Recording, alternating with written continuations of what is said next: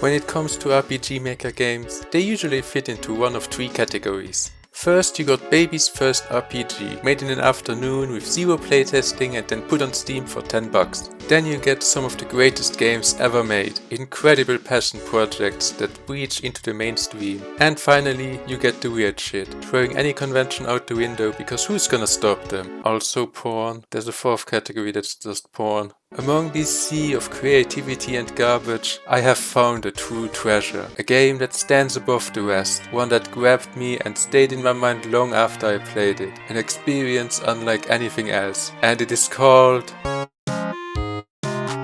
Super Ass Fuck RPG.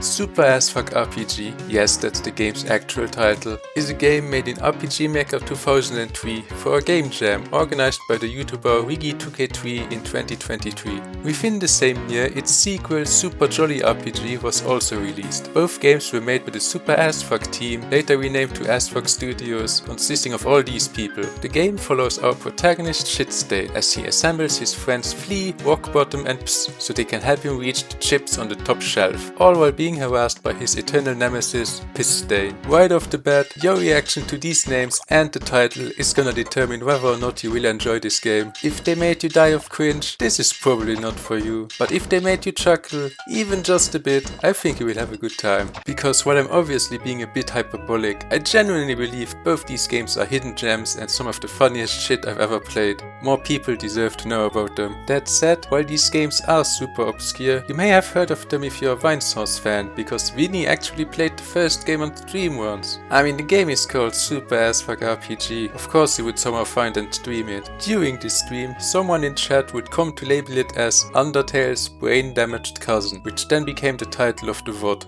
And yeah, honestly, that's a pretty good tagline for this game, not gonna lie. Well, calling this a game might be a little generous. It's more of a playable shitpost and will only take like half an hour to beat. It doesn't overstay its welcome, delivers all its jokes, and then leaves you with a satisfying conclusion. If you ever need proof that even a short JRPG can be fun and leave an impact, this is the one. It's honestly really inspiring. Of course, the reason the game is so short is that it was made for a game jam. Dev time is a bit tight for those. In this case, the time frame was only 1 week. That's right, in 1 week, these guys made a better game than most RPG Maker developers do over the course of years. That includes me, by the way. I'm one of those failed RPG Maker developers. Now you might look at this and think, this isn't that impressive. I could open MS Paint and draw this in like 5 minutes. First off, they only had a week. Secondly, if you actually look at like the battle sprites, they are some really nice pixel art. Plus, let's be honest, the janky visuals is part of the charm. I also can't forget to mention the music. It's really good and the devs even uploaded it all on YouTube. I brought up the Undertale comparison earlier and honestly the final boss theme gives me the same vibes as Hopes and Dreams, which is pretty impressive. My favorite track, however, is Swagator's theme. Swagator is also the best character in the game, he just is. Also there's a track called If Gay Sex Had a Theme Song It Would Be This. Despite that name and the title, there's actually no sodomy happening in this game. Now it's kinda hard to talk long enough about a 30-minute shitpost game to fill a whole video, especially if you don't want to give away any of the jokes. Luckily, as I mentioned earlier, there's a sequel, which is way more substantial because they had more than a week to work on it. Super Jolly RPG expands on everything that was established in the first game. If Super Ass Fuck RPG was Undertale's brain damaged cousin, then this is Deltarune's brain damaged cousin. It's Christmas Eve and Pisstain still needs to buy presents for his friends. On the way to the mall, he runs into Ps, who's facing the same predicament, but not all is as it seems because Santa Claus and Metal Sonic are up to no good. Unlike the first one, Super Jolly RPG is an actual game. Like, it's still a playable shitpost, but this time around there's more gameplay in between the jokes. And it takes more than 1 hour to beat. The first game's premise was really just an excuse to fit the theme of the game jam. This time there's a proper story with stakes and twists and character arcs. Even though you play as Pisstain, the main character is Ps. While being a party member in the first game, Ps barely had any screen time. So for the sequel, he becomes the main focus of the story. story, making it all about overcoming his lack of confidence. There's also a bunch of random bullshit happening on the side, but Pissstain's character arc is the core of the game. And let me tell you, for a dumb shitpost game, the ending sure gave me a lot of emotions. I felt genuine attachment to these stupid characters, and I hope we get to see more of them. After the story is over, you get the option to start New Game Plus. That's right, not only is the actual game longer, there's incentive to play it again. You keep your inventory and levels and can read development commentaries in certain areas, but broadly it's the same game again. Or so you'd think. As you continue, you will notice changes here and there until eventually whole sections are completely changed. Most of these are pretty neat. Most of them. Unfortunately, one of these new sections is the worst part of the entire game. The Ice Temple, which was a little puzzle dungeon in the main game, is replaced with this stupid ass race against this shitty goblin, and if your inputs aren't framed perfect, you're just stuck here. Damn it.